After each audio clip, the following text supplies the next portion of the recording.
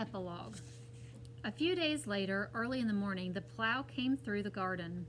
Mrs. Frisby heard the chug of the tractor and the soft scrape of the steel against the earth. She watched from just inside her front door, fearfully at first, but then with growing confidence. The owl and the rats had calculated wisely, and the nearest furrow was more than 2 feet from her house. Behind the plow, in the moist and shining soil, the rudely upturned red-brown earthworms writhed in a frenzy to rebury themselves. Hopping along each furrow, a flock of spring robins tried to catch them before they slid from sight. And when the plowing was done and the worms had all disappeared, either eaten or safely underground, Mr. Fitzgibbon, came back with the harrow, breaking down the furrows and turned them all up again. It was a good day for the robins. After the harrow, for the next 2 days, came the Fitzgibbons themselves, all 4 of them, with hoes and bags of seeds, planting lettuce, beans, spinach, potatoes, corn, and mustard greens.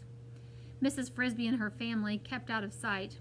Thoughtfully, Brutus and Arthur had dug their doorway behind a tuft of grass, so that not even Billy would notice it. Brutus and Arthur, Mrs. Frisby did not suppose she would ever see either of them again, nor Nicodemus, nor any of the others.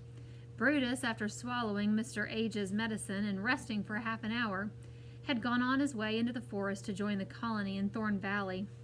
There was no talk of their coming back unless their attempt to grow their own food should fail, and she did not believe that would happen. They were too smart, and even if they did fail, they would probably not come back to Mr. Fitzgibbon's farm. She thought that it would be pleasant to visit them and see their new home, their small lake, and their crops growing, but she had no idea where the valley was, and it would be, in any case, too long a journey for her and the children. So she could only wonder about them. Were they, at that moment, like the Fitzgibbons, planting seeds behind their own plow? Some, like Isabella's mother, might grumble about the hardness of the new life they had chosen. Yet the story of what had happened to Jenner and his friends, if it was Jenner and his friends, to say nothing of the destruction of their own home, would surely help to convince them that Nicodemus's ideas were right. The Fitzgibbons finished their planting, and for a week or 2 all was quiet. But it would not stay that way. The crops would appear, the asparagus was ready to sprout, and for the rest of the spring and summer, the garden would be too busy a place for mice to live in comfortably. So on a day in May as warm as summer, early in the morning, Mrs. Frisby and her children laid a patchwork of sticks, grass, and leaves over the top of the entrance to their cinder block house, and then carefully scraped earth over it so that it wouldn't show. With luck, they would not have to dig a new one in the fall. They walked to their summer house, taking half a day or 2 to do it, strolling slowly and enjoying the fine weather, stopping on the way to eat some new spring leaves of field cress, some young poke greens, and a crisp, spicy mushroom that had sprouted by the edge of the woods. For their main course, a little farther on, there was a whole field of winter wheat, its kernels newly ripe and soft. After they approached the brook toward the big tree in the hollow of whose roots they would make their summer home, the children ran ahead, shouting and laughing. Timothy ran with them, and Mrs. Frisby was glad to see that he showed no trace of his sickness. It was an exciting time for them. In the garden, they were always alone with themselves, but along the bank of the brook in summer lived 5 other mice families, all with children. Within a few minutes of arrival, her 4 had gone with a group of others down to the water to see the tadpoles swim. Mrs. Frisby set about the job of tidying up the house, which had acquired a carpet of dead leaves during the winter, and then bringing in a pile of soft green moss to serve as bedding for them all. The house was a roomy chamber of a pleasant, earthy smell. Its floor was hard, packed dirt, and its wooden roof was all arched, intertwining of roots, above which rose the tree itself, an oak. On her way to get the moss, she saw one of her neighbors, a lady mouse named Janice, who, like herself, had 4 children. Janice ran over to talk to her. "You're so late getting here," she said. "We all thought something must have happened to you all."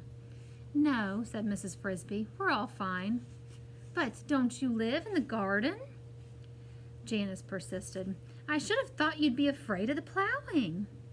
As a matter of fact, Mrs. Frisby explained, they didn't plow the particular spot in the garden where we live. It's behind a boulder. You were lucky. That's true. More than that, Mrs. Frisby did not tell. She had agreed to keep a secret, and she would do as she had said. Still, she thought, after quite a long deliberation, it was probably all right to tell her children, first making them promise to keep it secret. They were, after all, the children of Jonathan Frisby.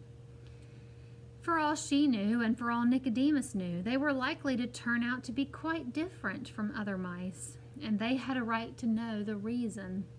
The following evening, therefore, when they had finished an early supper, she gathered them all around. Children, I have a story to tell you, a long one. Oh, good, cried Cynthia. What kind of story? A true one, about your father and about the rats. How can it be about father and the rats? Teresa asked. Because he was a friend of theirs.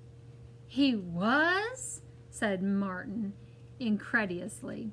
I never knew that. It was mostly before you were born. To everyone's surprise, Timothy said, I thought he might be. I think Mr. Ages was, too. How did you know that? I didn't know it, I just thought it. A couple of times I saw Mr. Ages leaving their rose bush, and I knew that Father used to visit him a lot, but I never saw him near the rose bush. Probably, Mrs. Frisby thought, because he would have been careful always to leave through the blackberry bramble, just so we wouldn't see him.